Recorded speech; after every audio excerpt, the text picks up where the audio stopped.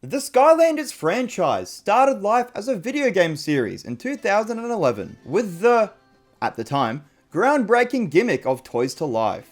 You collected figures of characters that could be used in-game. This was a massive hit, but as the years went on, the franchise would dwindle in sales. Skylanders Academy was released in 2016, and was most likely a push to advertise the series and expand the franchise. This show ran until 2018, receiving 3 seasons, and will be the subject of today's video. Just like 90% of the videos I make, Skylanders played a pretty big part of my childhood, but I can't pass up the opportunity to watch a Skylanders show, and justify it by making a YouTube video about it.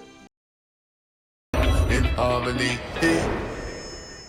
Skylanders Academy is about a team of Skylanders who protect the Skylands from the forces of darkness. And yep, that is what happens. The main characters who make up the team are Spyro, Stealth Elf, Eruptor, Jetvac, and Pop Fizz, which is an interesting choice of main characters. Out of all the characters from the games, why these ones? Maybe they were the most popular or something? They each have very predictable character traits, like Spyro being cocky and egotistical, Eruptor having a short temper in only 2 episodes for some reason, and Stealth Elf being a woman. Well, I wouldn't say anyone is that interesting as a character, or get much development in any way. They are likable enough to keep you watching. I'm more puzzled by the selection of background characters, who talk every now and again, but never the stars. Why did they shaft my boy Trigger Happy? Again, really random picks, but there's only a few of them. You're telling me that this is a school, but hardly any students are around. There are the non-Skylander characters you would expect, like Eon and Chaos, who both play massive roles in the games, and there are some pretty deep references through one-offs. Crash Bandicoot shows up for an episode, and Dan TDM is here to voice an Imaginator from the most recent game that came out a couple weeks before the show. I had the fattest reaction to hearing his voice, but I can't say he did a good job. That all sounds great, but I have so many other powers. Maybe we could use some of those too? Like my awesome mashed potato powers! Considering this show was definitely made for children, I expected that standard episodic formula, but surprisingly no. Pretty much every episode follows up on plot points or ideas established in the previous, so touché show. The Crash Bandicoot one was cute, and paid homage to the character very well. The plot itself isn't anything to write home about, if you can call it a plot. Just Chaos being a little twerp until the Doom Raiders get introduced. These are my favourite villains from the games, so it's sick that they're here, but they don't do a whole lot. They break out of prison and just walk around. Is no one looking for these guys? Not much happens until the last episode, where shit starts to lock in. Everyone's fighting over Chaos's mum's book, and there seems to be something sinister with that book. Hopefully this storyline and animation get expanded upon more in the next season, because this isn't the most appealing show on the eyeballs. It's mediocre at best, which feels really mean to say, but that's exactly what it is. Maybe due to the fact who the target audience was. I get kids are the best audience to appeal to when trying to succeed, but at this point in the franchise's timeline, a good percent of the fans would be a bit older. Nothing here comes off too babyish, but when you watch an episode about Eon crying over his beard being stolen, and Chaos trying to smush, it makes you wonder how old they thought the audience was. If they can lock in a bit and make it a bit more mature, there could be more attention put on it. There were glimpses of this in that last episode. Too late now, this came out almost 10 years ago. Let me end this section with a bit of glaze. I think it is so cool how much fan service there is. They reference and call back to so much stuff from the games, I lost count. The Core of Light, Superchargers, Imaginator Crystals, and the list just goes on. The nostalgia really hit me. In harmony. Many improvements were made in the second season, pretty much nullifying every critique I had with the show so far. The episodes and writing in general was stepped up a lot, with some ongoing stories actually piquing my interest. Spyro spends the season searching for answers about his people, with many episodes following this up, and slowly providing some answers. Ooh. Chaos's development is split in 2 halves, with the first half being about him slowly gaining the respect of the Doom Raiders, then kicking them to the curb when he gets really powerful. Very satisfying seeing him stand up to these weirdos, and putting them in their place.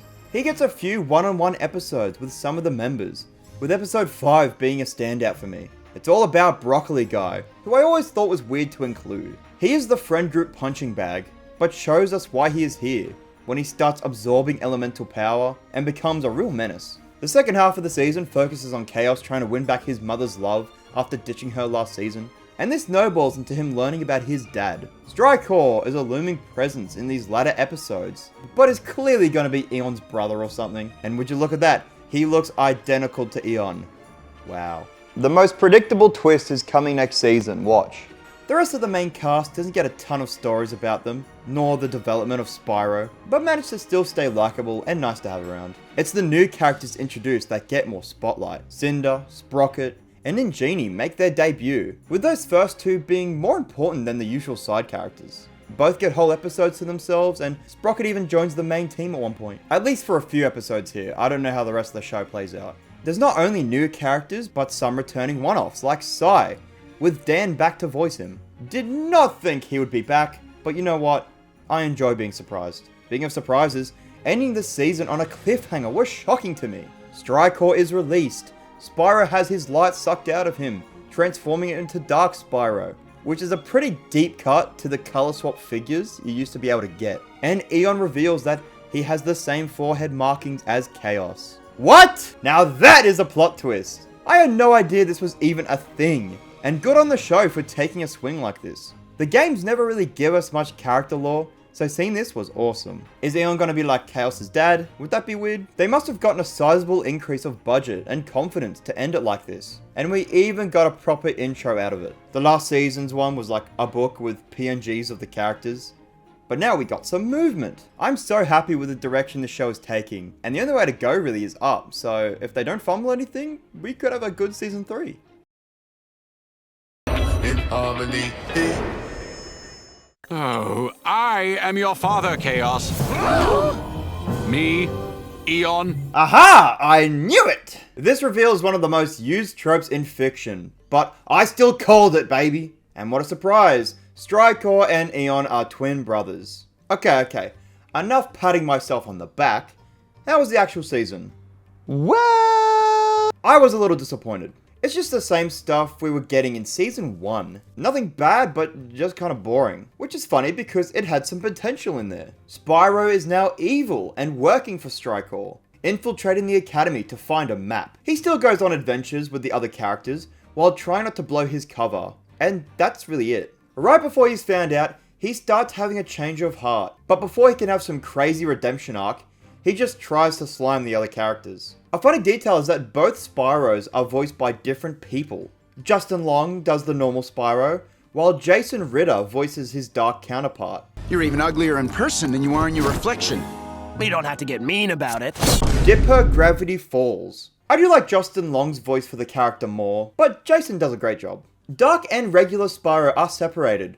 The two have a fight that's actually not bad, and Dark Spyro presumably dies. There could have been this theme of everyone has light and darkness inside them, and they can choose who to be, but no, just have them separate and then kill off the dark one, I guess. I say this because they seem to also be doing this with Chaos. He was working for Strykor as well, with Cassandra trying to bring him into the light. He almost gets there in the end, but we didn't have enough time to flesh him out. Another downside to the season that it doesn't feel like it has a plot. We mainly focus on Dark Spyro's escapades, but that leaves us with chunks of episodes where he makes no progress. He tries opening a box for like 6 episodes. But we do get 1 or 2 great episodes, like a whole time travel plot with Spyro, Eruptor, and Crash Bandicoot. Yeah, they bring him back twice, with the second time making no sense. Time for me to put my actually glasses on.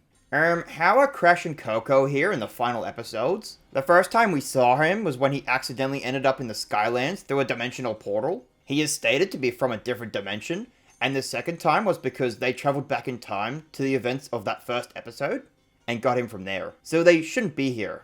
Does this matter? Yes. I also have another problem with this finale. The characters all say they need all the help they can get, but only recruit the 2 rats. Where are the rest of the side characters from the academy? They have literally so many characters on standby, and none of them are here? Maybe if they were here, Eon wouldn't have died. Don't worry, he comes back as a spirit. Him and Spyro leave the academy to find Spyro's people. Remember? That was his whole thing. All of that will be revealed in season 4. Oh wait, there isn't a season 4, because the show got cancelled. because the games did. Damn it, man, we finished on a cliffhanger? I can't say I'm too disappointed because I definitely had enough of these characters and this world. It had its moments, yeah, but not enough to keep me really interested, especially in that last season. But I will say, it was a fun nostalgia trip, and you gotta give the show props for being pretty game accurate, in terms of references, and the story being its own thing. I'm just sad my favourite Skylander Wham show didn't make it in.